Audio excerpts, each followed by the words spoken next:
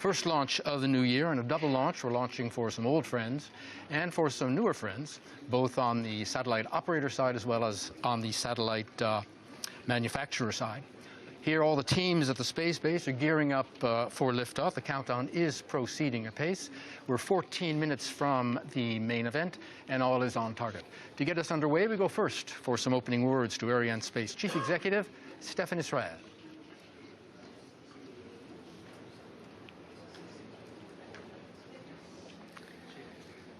Your Excellency, ladies and gentlemen, Arianespace is delighted to welcome you for its first launch of the year from the Guyana Space Center using our heavyweight vehicle Ariane 5.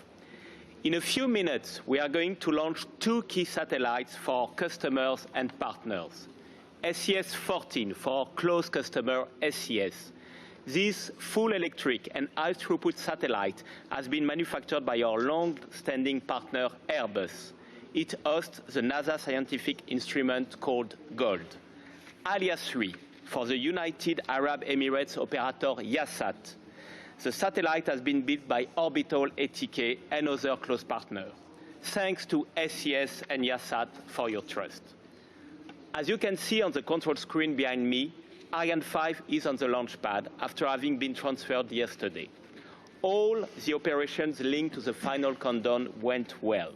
So we should be in a position to launch at 7:20, the time of the opening of the launch window, which will last 45 minutes. The overall performance to GTO required for this launch is 9 tons and 123 kilos. As you know, the liftoff occurs 7 seconds after the H0 at the initiation of the boosters. Ariane 5 will then head towards the east. From that point on, Ariane 5's trajectory will be optimized to satisfy our customers by reducing the energy required for both satellites to get into their operational orbit. Thus, Ariane 5 will separate the payloads on a supersynchronous transfer orbit inclined at 3 degrees with respect to the equatorial plane. The perigee altitude will be 250 kilometers, and the apogee altitude will be 45,234 kilometers. SES-14 will separate first, 27 minutes and 3 seconds after liftoff. Alias 3 will then separate 8 minutes later. Our launch is now just a few minutes away. Go Ariane 5, go SES-14, go Alias 3, and of course, enjoy the show. Thank you.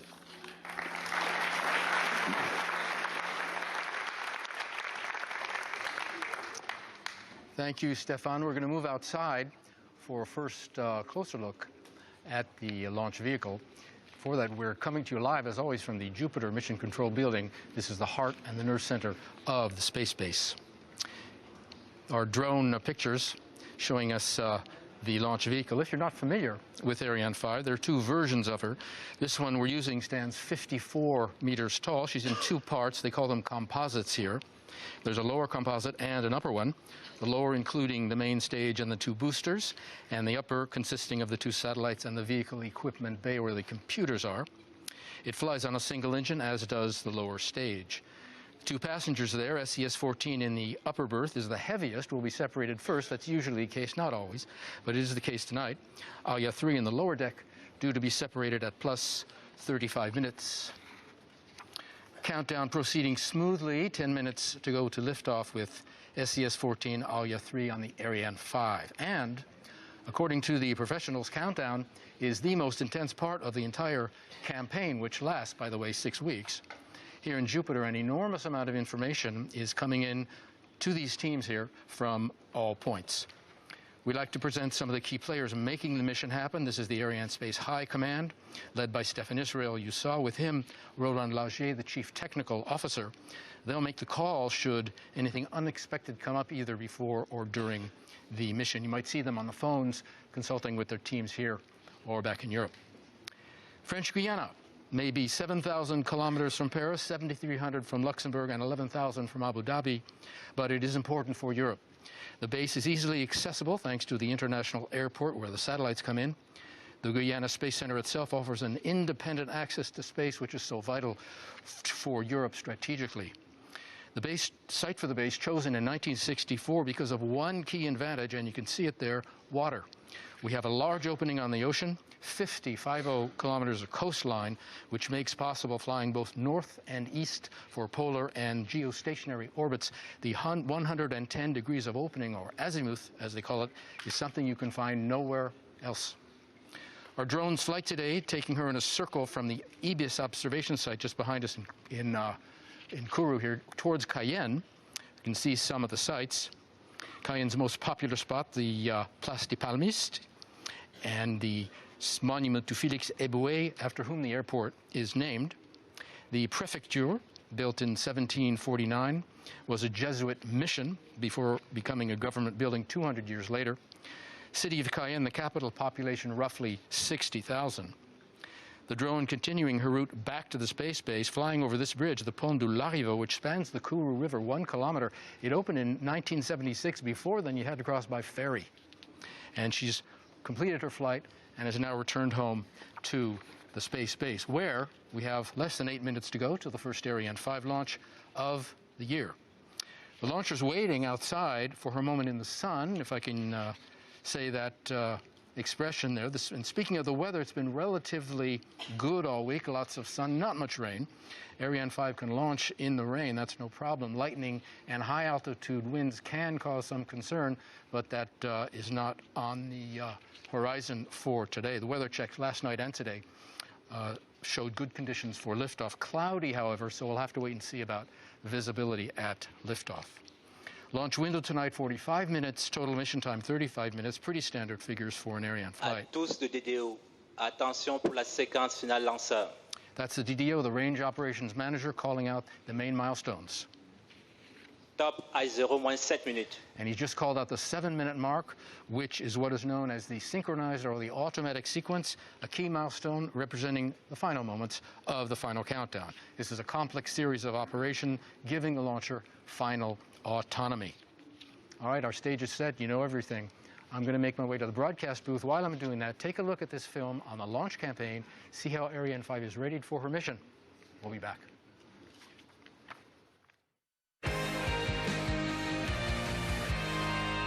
The satellite campaign for this Ariane 5 launch with Alia 3 and SES-14 as our passengers started about 8 weeks ago. The Alia 3 campaign started with an extensive electrical test campaign and the pressurization tests on the propulsion system. After the preparation phase, the Alia 3 satellite was transferred to the fueling hall, where the satellite was filled with the bipropellants MON and MMH. After a smooth fueling phase, the satellite was prepared in its flight configuration. The SES-14 campaign started with a fit check and a complete electrical checkout of the satellite. Specific for the SES-14 mission is a scientific payload called GOLD, which will be operated next to the main telecommunication mission. This payload has some stringent cleanliness requirements, which introduce some interesting challenges throughout the launch campaign.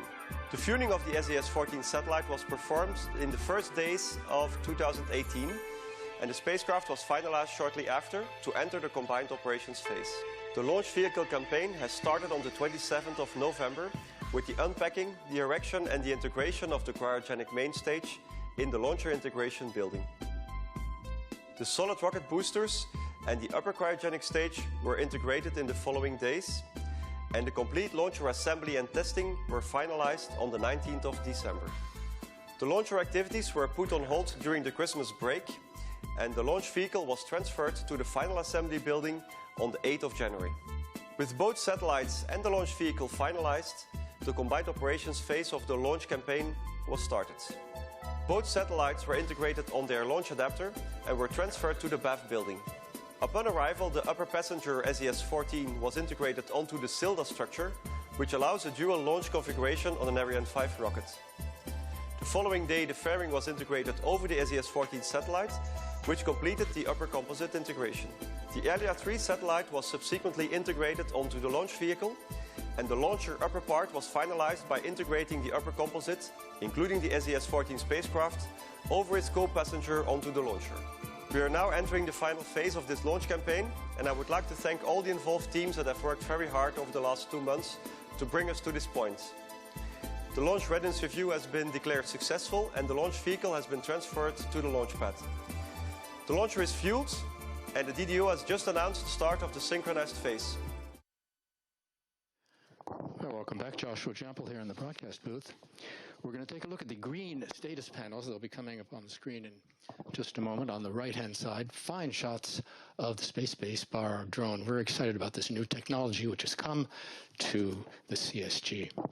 Green status panels, a real-time summary of all the launch activities here at the base, the launcher, the satellites, but also services like telemetry, radar, safety, the weather, and the ground facilities.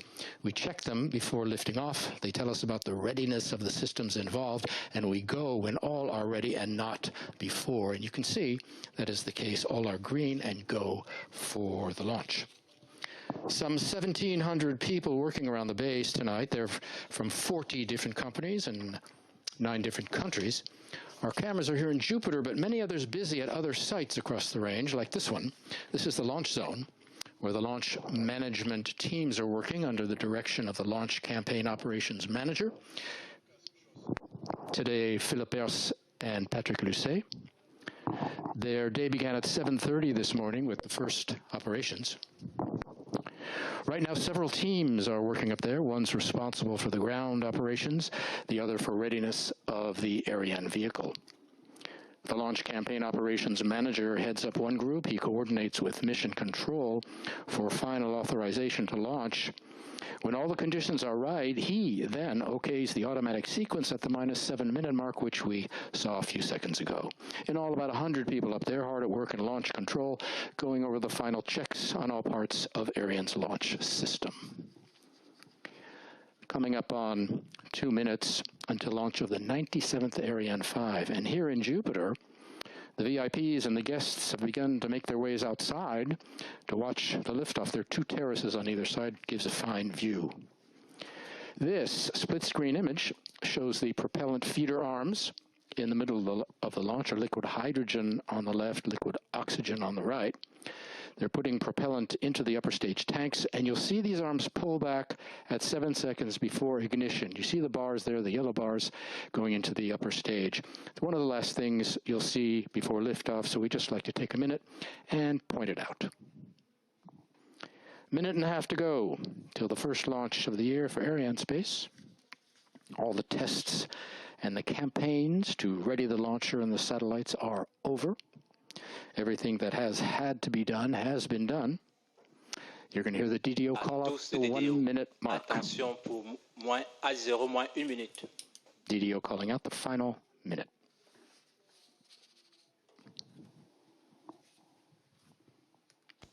Top -0, -1 minute. So we are into the final 60 seconds. Give us a chance to say hello to our friends at SES in Luxembourg, our friends at Yasat Abu Dhabi, to the Airbus Defense and Space teams in Toulouse, to the orbital teams in Virginia, to our industrial partners, ESA and CNES, and to all of you following on the internet. We hope you're enjoying it. If you're not settled in, pull up a chair and enjoy. We're going to cut away, let you listen to the DDO, and he'll call out the final seconds.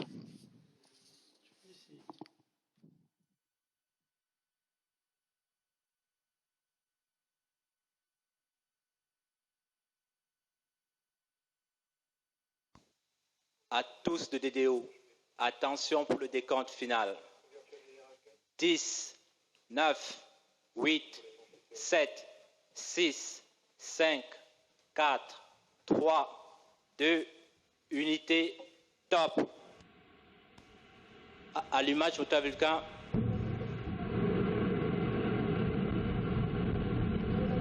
Allumage EAP, top décollage.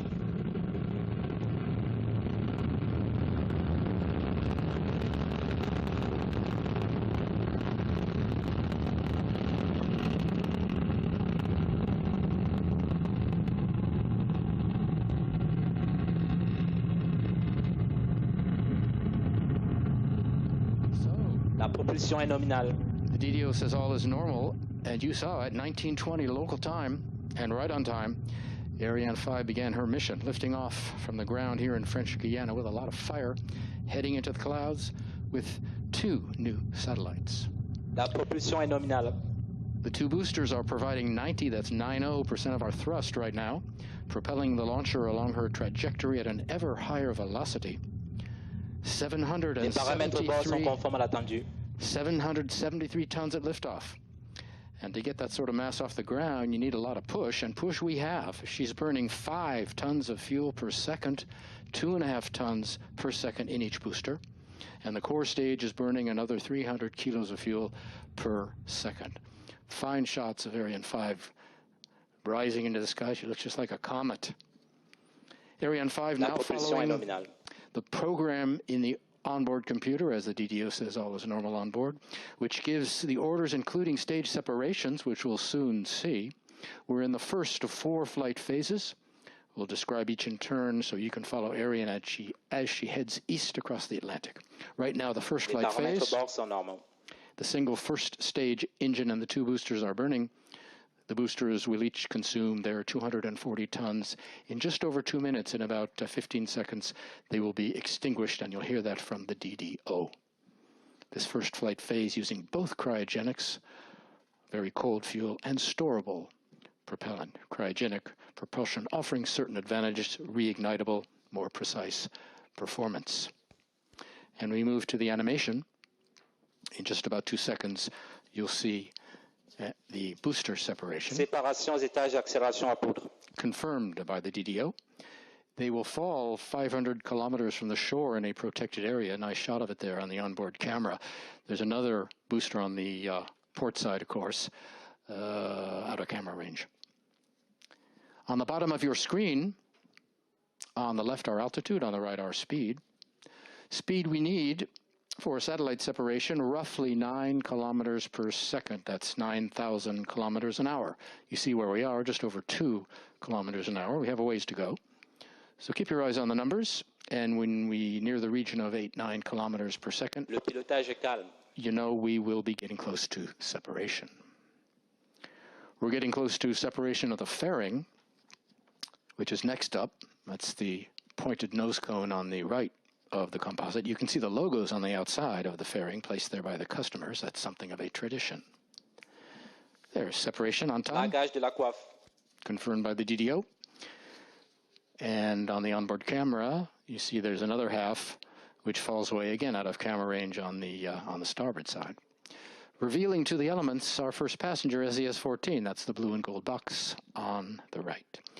We can separate the fairing now because we're out of the dense layers of the atmosphere over 100 kilometers up.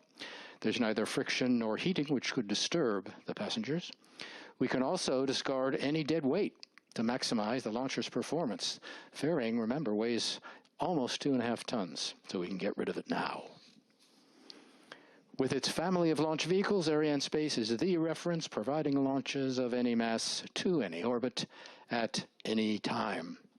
And Ariane 5, of course, the heavy lift launcher, the 2 other members of the family, Soyuz and Vega. Next up in our series of films, one on our first passenger, SES-14.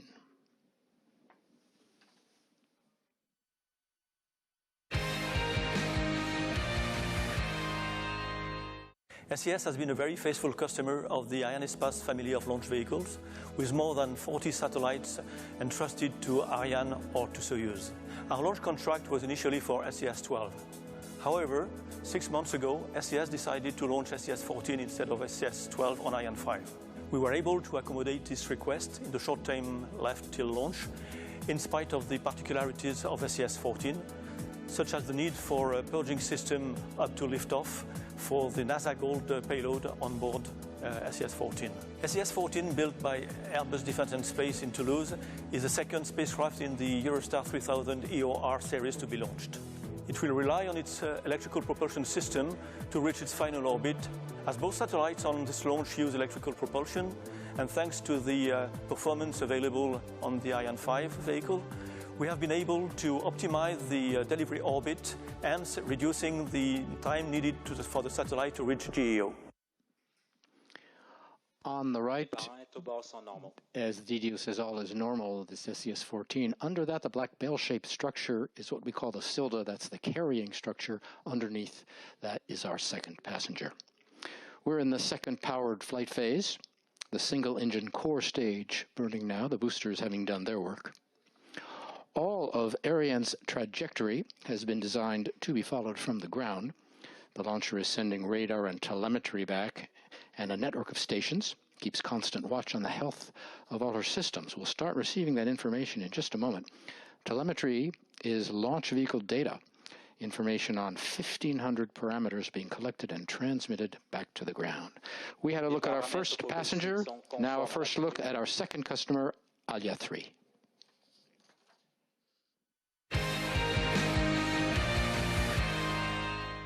EASAT contracted the launch of Alia 3 satellite with Arianespace in September 2014. A year later, the mission analysis was initiated. The main objective was to consolidate the launch mission profile with the satellite-specific features. Alia 3 is manufactured by Orbital ATK and is based on the new Starfree platform. It is the first of its kind to be launched with Ariane 5. Throughout the years, EASAT has maintained regular exchanges between Orbital ATK and Arianespace to prepare the launch campaign and refine the launch mission. In summer 2016, Alia 3 was allocated SES-14 as co-passenger. The overall mass of the two satellites remains well below Ariane 5 lift capability. To benefit from Ariane 5 full performance, a specific injection strategy is implemented for this launch. With Alia 3, EASAT will increase their in-orbit fleet to 3 satellites, thereby confirming their role as a global operator in government and commercial communications. We will soon be picked up by our first downrange tracking station located in Natal over the border in Brazil. The Brazilian Defense Department runs the station for CNES in an agreement with the European Space Agency. It'll see the lower stage burnout and separation.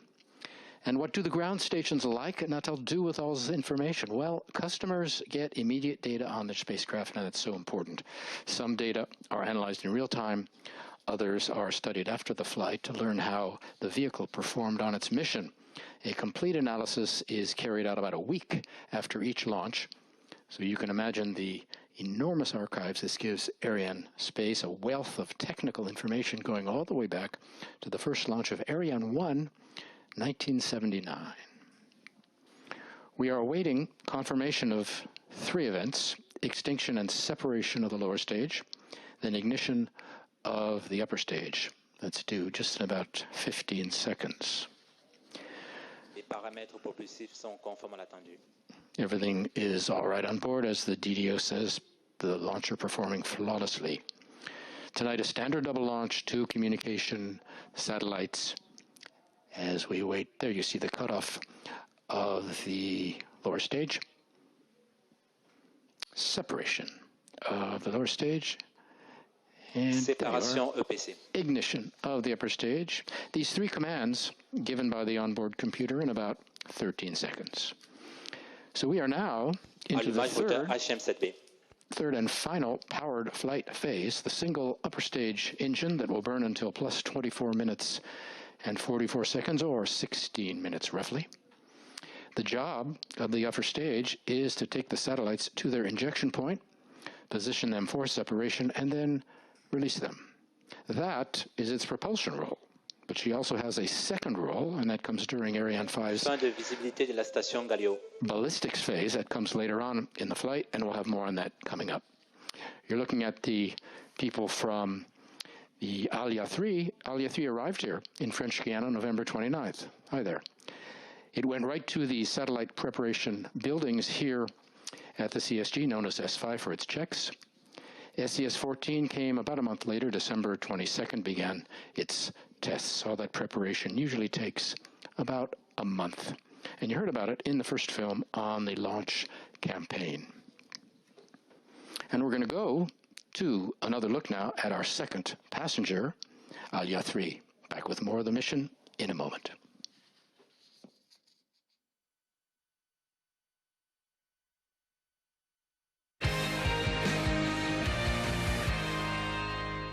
Today is an incredibly proud day for EASAT and the UAE as we have launched our 3rd satellite, Alia 3.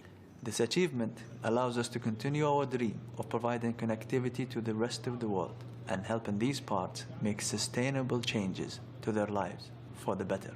EASAT celebrated its 10 years anniversary in 2017, Yahsat is proud to have customers in 55 countries around the world and to be providing DTH solutions to over 50 million viewers in the region.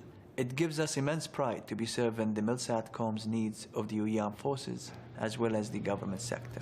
Yahsat is also proud to be the leading satellite broadband provider in Africa today.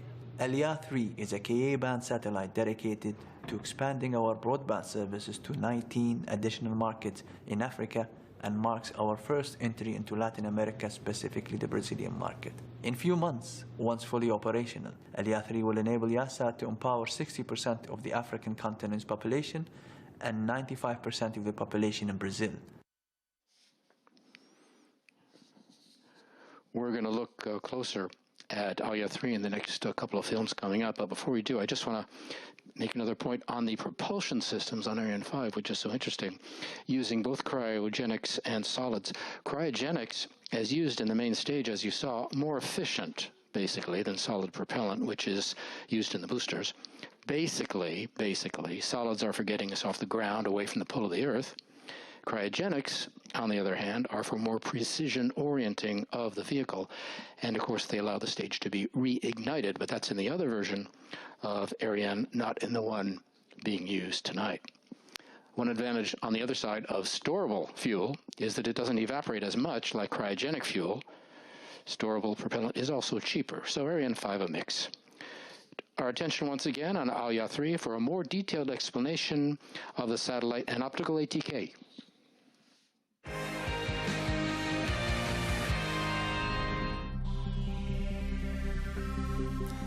This is a proud day for all of us with the launch of Aliyah 3.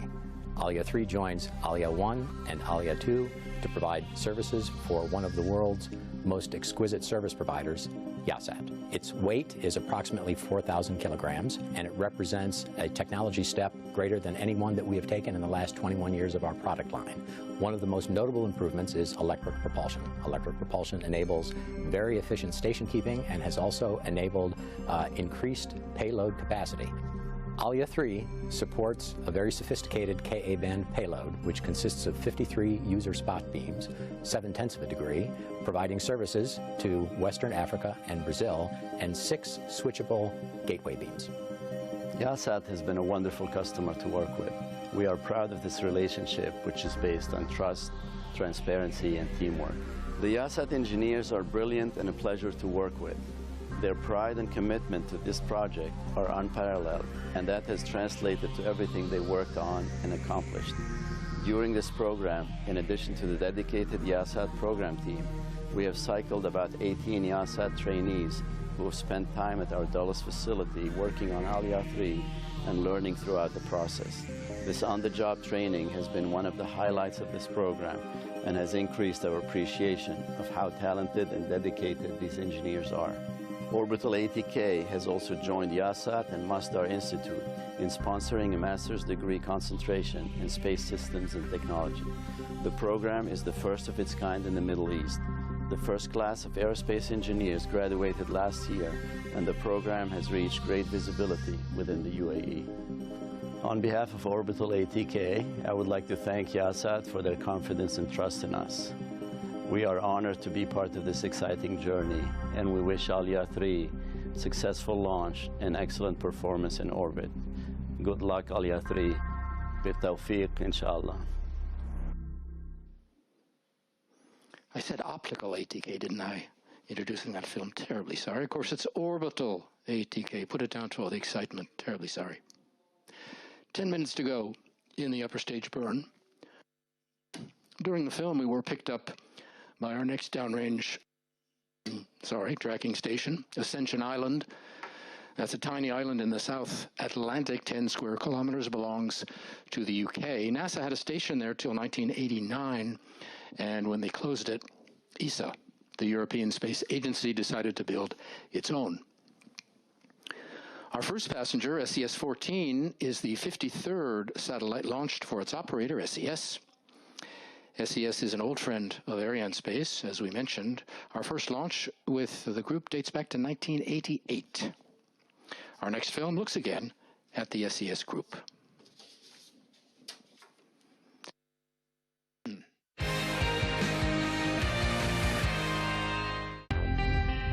SES-14, a hybrid satellite, is equipped with both wide beams and high-throughput spot beams that will enable high-quality video delivery and enhance connectivity to the Americas, the Caribbean, and North Atlantic region. SES-14 will accelerate the development of SES's expanding cable neighborhoods in Latin America. SES-14 joins other SES satellites in the region to meet the exponential demand for in-flight connectivity and connect airplanes flying on some of the world's busiest aero routes. SES-14 will capture new opportunities in maritime, broadband, and cellular backhaul, and enable governments with secure and reliable connectivity networks. The satellite will also carry a NASA-funded hosted payload called GOLD, or Global Scale, Observations of the Limb and Disk. This hosted payload provides unprecedented imaging of the Earth's upper atmosphere to help scientists study the boundary between Earth and space. SES-14 is a big step forward for SES. It's a large satellite in terms of capability and in terms of mission. It's around about 16 kilowatts, so that is a big, powerful spacecraft. With SES-14 being a full electric satellite, it allows us to use the available mass to build a far more sophisticated payload, which in fact allows us to combine what would have been two conventional satellites into one. This is our first satellite that actually has a process payload. Around about 25% of the capacity carried on board this spacecraft runs through a processor, which allows us to reconfigure dynamically exactly where our bandwidth and where our power is being offered, and as and where it is required by our customers, and allows us to offer a far more flexible service to our various different customers in the region.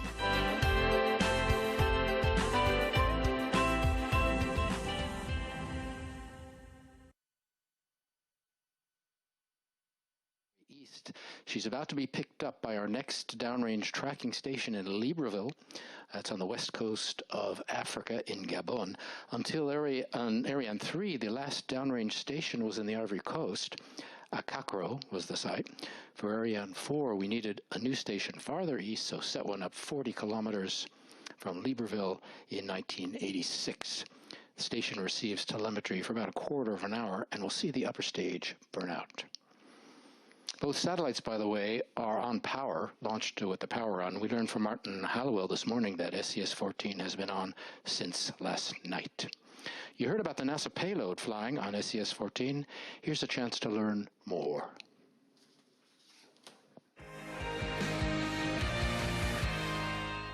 Floating hundreds of miles from Earth, astronauts get a unique perspective of our planet. While they might recognize landmarks, space is the only place they can see the very edge of our planet's atmosphere. This uppermost layer of Earth's atmosphere, the ionosphere, also overlaps with the very beginning of space.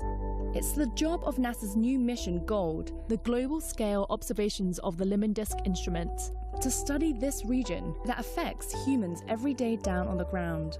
The ionosphere is a crucial layer of the atmosphere through which our communications and GPS signals travel. And when this region changes, it impacts those communication signals. Changes can occur above this region from the sun's activity, also known as space weather. Changes can also occur below from Earth's weather. GOLD connects the dots between how space weather and Earth's weather shape the upper reaches of the atmosphere. But this region isn't easy to study. The ionosphere spans roughly 60 to 400 miles from Earth's surface, which is too high for aircraft and scientific balloons, and the lower regions are too low to easily study with satellites. What are attainable, however, are the swaths of red and green light named airglow shining out from the upper atmosphere. Taking advantage of our planet's natural glow is GOLD. The GOLD instrument, which is about the size of a mini-fridge, is hitching a ride on a commercial communication satellite, SES-14. The satellite's orbit lies 22,000 miles above Earth, where it can record images every 30 minutes in ultraviolet light to monitor changes in airglow across the globe. These images give information on the temperature, density, and composition of particles in the upper atmosphere. GOLD joins a host of missions studying the very nature of space, which is crucial for our journey to understand our solar system and beyond. Richard Eastus, the principal investigator for the Gold mission, is here. He's on hand for the launch. He told us this morning that eventually data from Gold could help improve our weather forecasting, particularly in predicting storms. So an aid to aviation, among other sectors. 4 minutes to go in the upper stage burn. Some numbers. This launch is the 295th mission performed by the Ariane family of launchers. SES-14 and Alya-3 are the 571st and 72nd satellites launched by Arianespace, and the 137th and 38th to be launched on an Ariane 5. Our next film looks at Airbus Defence and Space, builders of SES-14.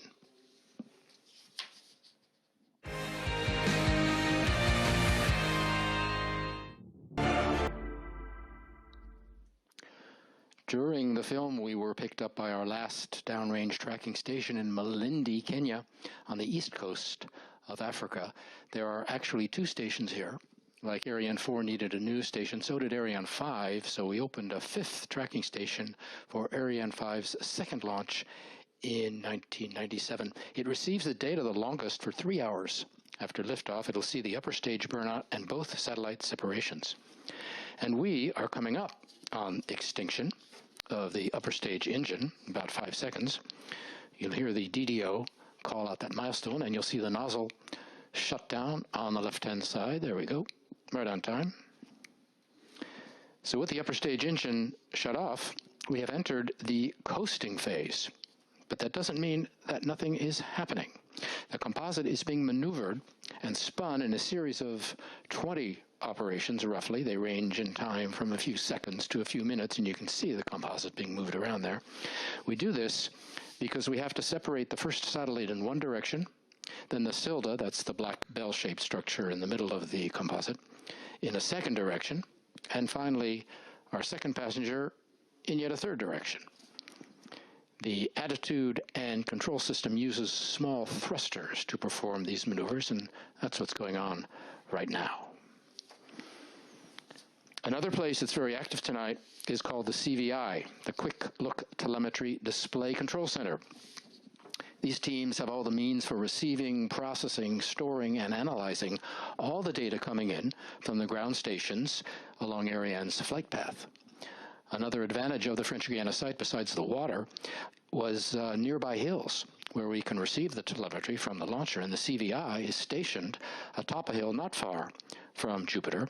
And right now, these teams are following and analyzing all the key flight data coming in and reporting the flight status of the launcher back to the teams here in mission control, all part of the great information flow from points across the base back to mission control here in Jupiter. We're coming up on confirmation from the DDO on separation of our upper passenger, due in just a few seconds. Half a minute, I'd say, plus 27:03. As we approach separation, it's always a moment of high concentration. The teams have gone through these procedures before, but it does call for tremendous focus. You don't want to say tense. Focused, I think, expresses the idea. Concentrated. All eyes are on the computer screens. All ears on the phones, awaiting confirmation of our satellite separation, SES-14. And we saw it on the animation. We're waiting for confirmation from the DDO.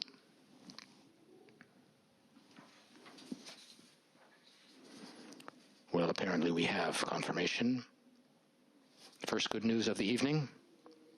Successful separation of our first passenger, SES-14, right on time, apparently.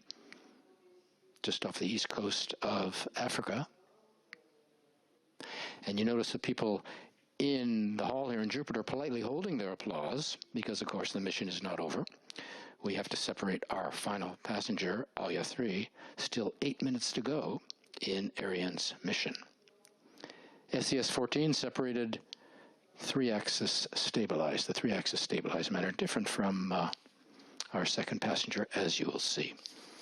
We mentioned the satellites are separated when the launcher is moving at roughly 9 kilometers per second.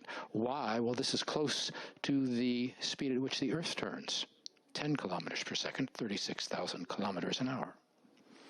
When the satellites get to that speed and to their proper altitude, they can then produce coverage over a specific geographic area because they're in what is called geostationary orbit. They appear to hover over the region, but they're actually flying at the speed of the Earth.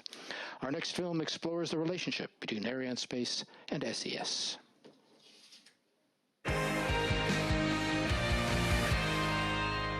SES-14 is the 41st geo-launch we have with Arianespace, and personally, it's my fourth launch campaign with them.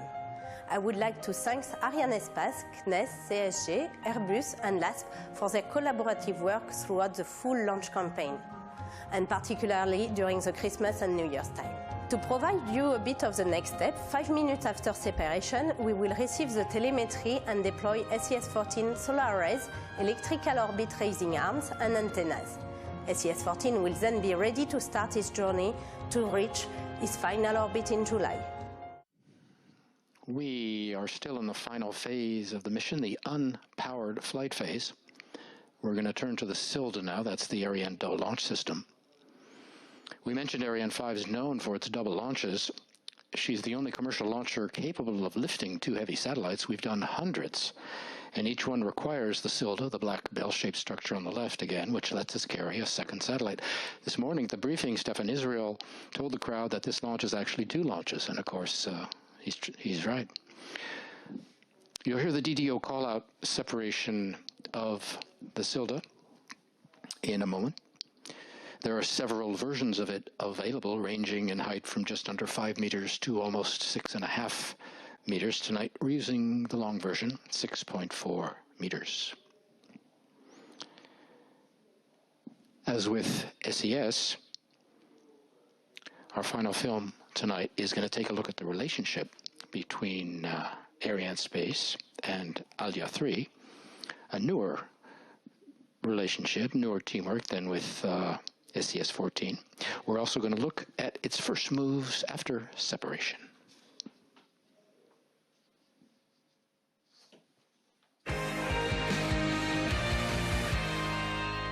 The Alia 3 spacecraft launch campaign is going very well. We have had excellent support from the Orbital, Ionosphere and Kourou Space Center teams, and the campaign has been running very smoothly. We are particularly impressed with the planning and execution of the various steps of the campaign, and are very happy to see the way the various teams work together. The Ariane 5 rocket will inject us in a super-synchronous orbit with an apogee of around 45,000 kilometers. Our LEOP campaign involves 5 separate burns of the liquid apogee engine, which will gradually circularize the orbit and bring us to the geostationary orbit. The final burn will take place about 1 week after launch and will be followed by the deployment of the solar arrays, the antennas, and the electric thruster pointing assembly.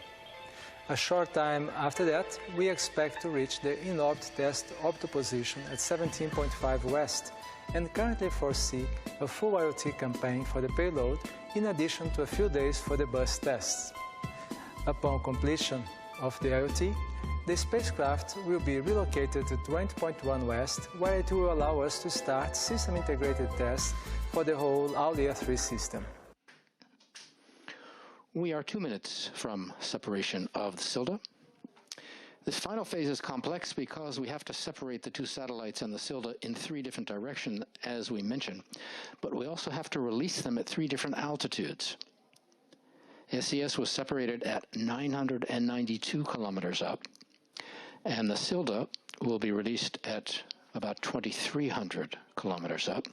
And finally, Alia 3 will go in yet a 3rd direction and a 3rd altitude, roughly 2,700 kilometers up, all this to avoid any risk of collision, of course. Al-Yas, the 2nd satellite launched by Arianespace for the United Arab Emirates operator, Yasat, Al-Yas Satellite Communications Company.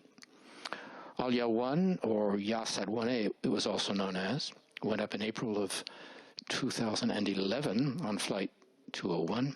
Its co-passenger, oddly enough, was another orbital-built satellite, Intelsat ND.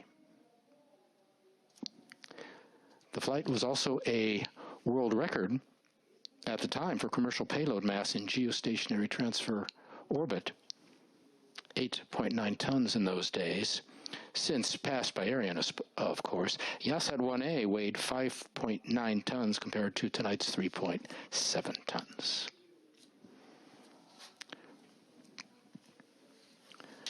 The Silda separation was scheduled for plus 33 minutes and 19 seconds. Alya 3 is due to separate in another 2 minutes. This coasting phase, also known as a free-flying phase, as we approach separation of Alya 3, Yasat headquartered in Abu Dhabi. It's the first company in the Mideast and in Africa to offer K-band services. They're available on both of the two earlier satellites, but this band coverage will grow to an additional 20 markets with Alya 3, so it's a very important launch for the Abu Dhabi group tonight. It will extend coverage to 60% of Africa's population, and to over 95% of Brazil. In all, some 600 million people will have broadband internet services thanks to the new satellite. Built by Orbital ATK, it is the 27th Orbital ATK satellite to be launched by Arianespace, and there are another 3 orbital satellites in the Arianespace order book.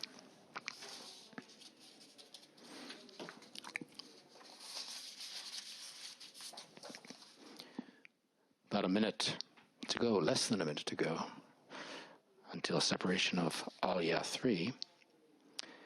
Arianespace coming off a very successful year, 11 launches, 20 satellites orbited for a total of nearly 54 tons total mass.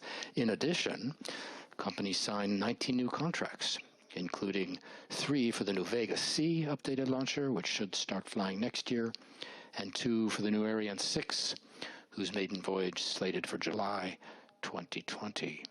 And the latest news on Ariane 6 last week, January 18th, saw the 8th successful burn of the new Vinci Ariane 6 reignitable engine. Separation of Alya 3 was scheduled at plus 35:04 out over the Indian Ocean and separated with a longitudinal spin, unlike SES-14.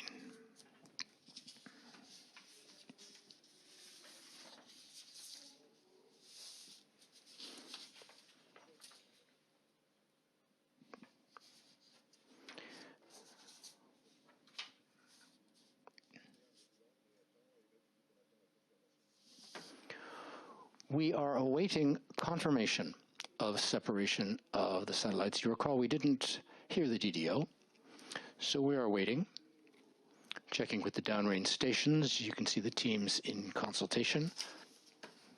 While we're waiting for confirmation, which may take a minute or two, we may go to a film. We may not go to a film.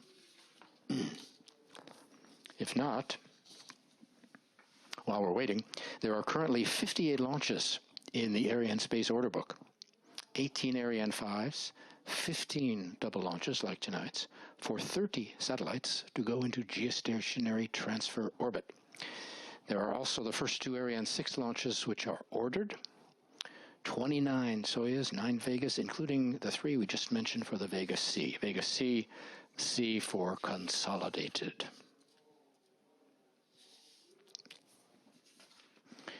We are waiting for confirmation of our satellite separation. Remember our mass at liftoff, 773 tons.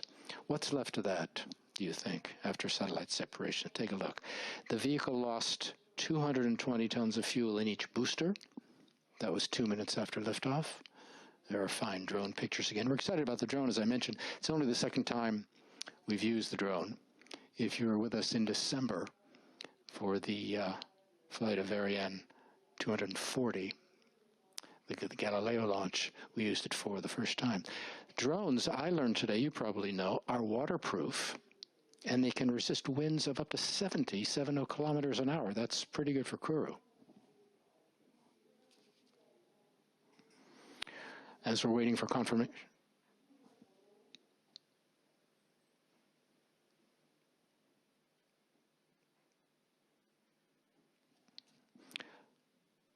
We're we're going to go to either a film or we're going to take a break while we're waiting for confirmation, I do believe. We'll be back with more of the mission shortly, so don't go away.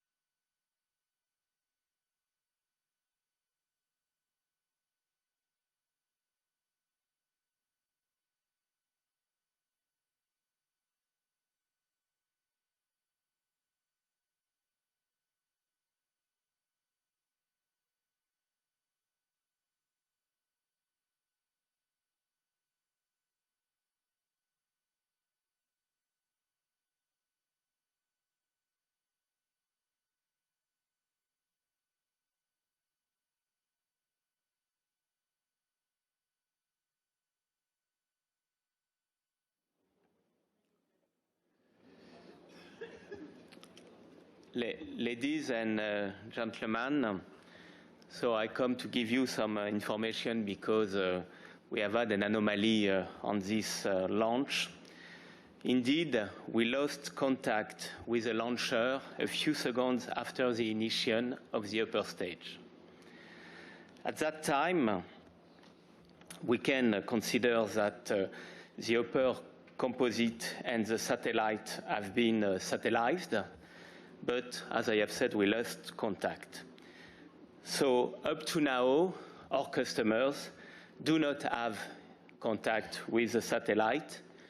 We need now some time to know if they have been separated and where they are exactly, to better analyze the consequences of this anomaly. I want to present my deepest excuses to our customers who have entrusted us one more time. We know that there is no launch with no risk. We know that launch is always difficult, and tonight Ariane 5 has had an anomaly. So let's take time now to better understand the situation of the satellite. Arianespace, in full transparency, will come back to you to provide you with some more information as soon as we have them. I apologize on behalf of Arianespace.